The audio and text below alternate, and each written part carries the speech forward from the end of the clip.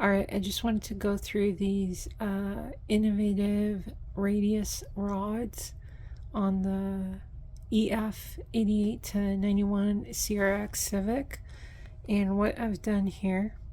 So I've had the innovative front cross member for a couple of years, and the issue with the innovative front cross member is really with the radius rods.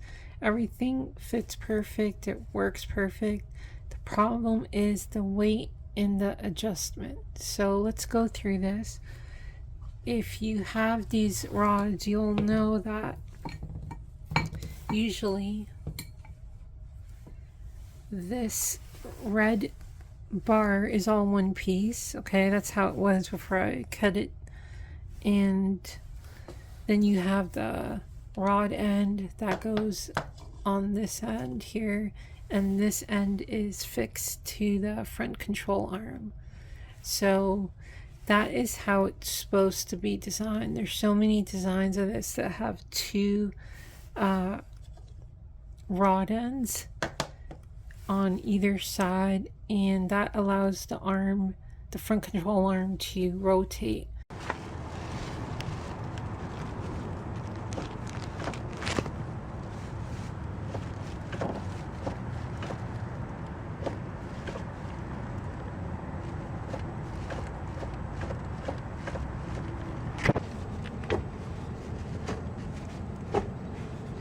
Around the rod end, which is not correct. So you need the fixed end.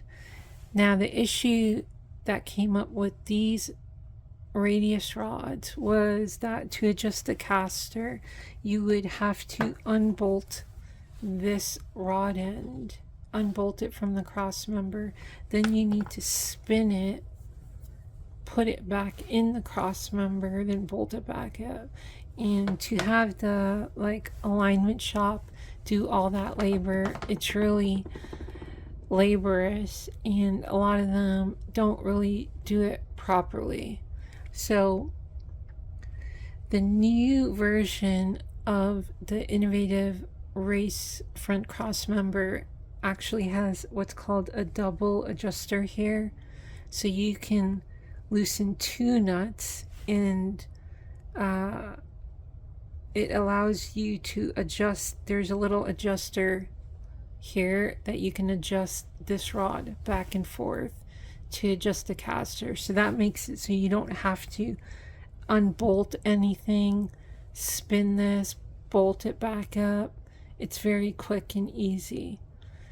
This one never had that. It's all just one piece, one nut here. So it looked like this. One nut, you loosen this, you have to pull the bolt out, take this out, spin it, bolt it back up. Way too much work. And the other issue with this rod, it is solid. Like, it is solid steel, and one radius rod plus the rod end weighs about 4 pounds. So you got 4 pounds on each control arm. You got about 8 pounds of weight in just the radius rods, okay? Because this is solid steel, which doesn't really make much sense on a race car, right? Like on a track car, you want stuff to be light as possible. This, I don't really understand why they had it like full solid. It ends about right here where it's threaded, and then it's fully solid all the way through. So I've had about enough of this rod, this radius rod, and what I did is I cut it here. So now we take this piece out, okay, and what I had done is I had this threaded. This is also solid inside, or it's solid all the way from the bar. So I had it threaded for some 5/8 by 18, basically grade 8 threaded rod. All right. And so now this thread's in there. It's Loctite in there. And I got some aluminum radius rods. These are hollow. You can't really see inside, but they're completely hollow. They weigh nothing. And these happen to be about, I think it was 14 inches, and I had it cut down to 13 and a half, around there. So it pretty much would match up with this, minus about an inch. All right, about an inch.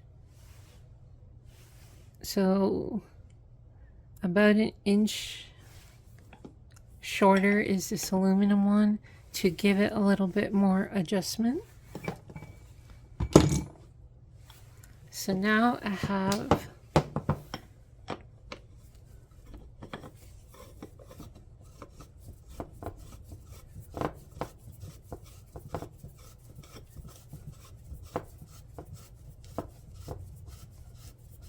well, anyways, you get it. This has to thread all the way up there.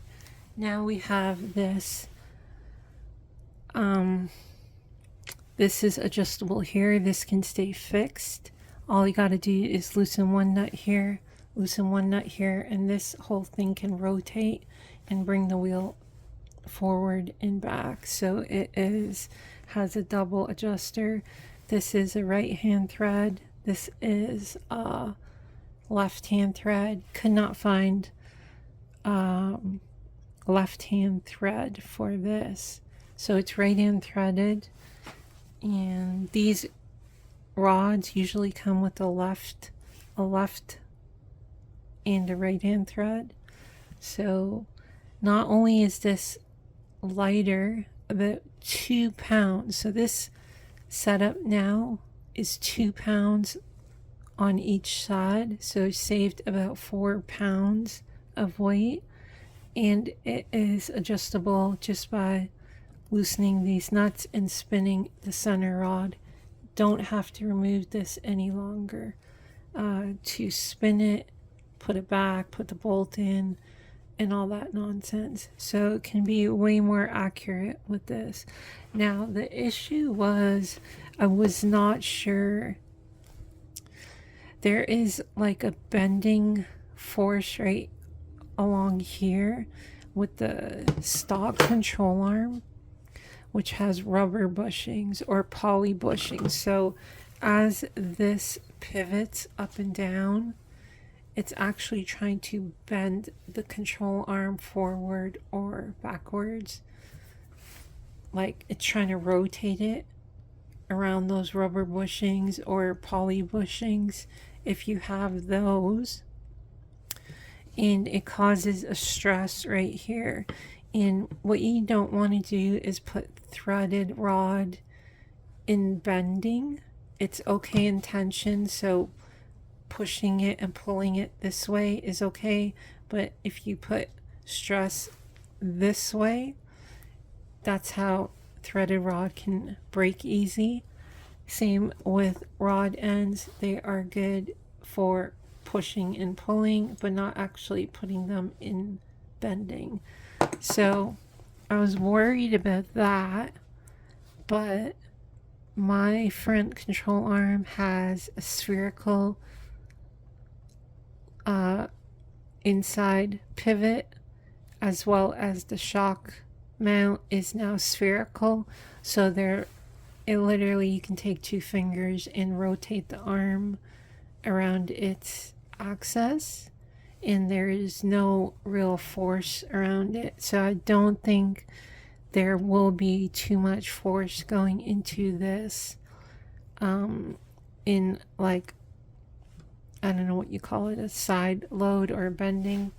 So it should be just fine. And I think that's it. So just wanted to show you that if you are thinking about picking up a front cross member for EF Civic. Really the innovative race one, the newest one with the full aluminum arm and the double adjuster right here. That is, I think, the only one on the market that is designed really totally perfect as can be. I couldn't think of any modifications you'd really want to do to it. The older version, this is the one I had with this arm. This thing, it's all steel, very heavy, no double adjuster, no real easy way to adjust the arm. But still, this one is still designed better than all the others, the full race, the, you know, whatever else is K-tuned or whatever else is out there that has the two pivots. This is the one with the fixed end, and the one pivot. That's the way it should work. This one's still fixed end and one pivot. It just now has two nuts to be able to thread it. So I think that's it, and that's all I wanted to show you. All right.